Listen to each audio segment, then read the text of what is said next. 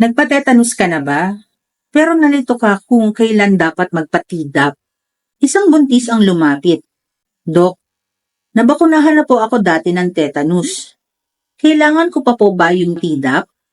Legit question, kasi maraming nalilito dito. Lalo na pag buntis ka na at may history ka na ng bakuna. Okay, here's the real deal. Kung tetanus toxoid lang ang nakuha mo noon, kulang pa yan. TT lang yan. Walang proteksyon sa pertussis or whooping cough, which is delikado kay baby.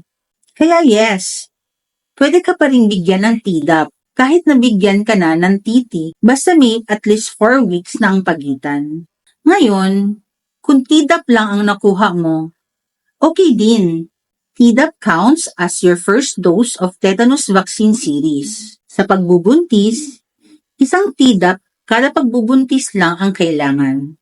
Preferably nasa 27 to 36 weeks. Sa dami ng bakuna, nalilito talaga ang karamihan. Pero ito ang tandaan. TT protects you, TDAP protects you and your baby. Don't skip it. Kasi isang turok lang, buhay ang pwedeng maligtas. Dr. Carla here, your V-Confident OBGYN bestie. Real talk lang, walang filter, just facts, care, and science.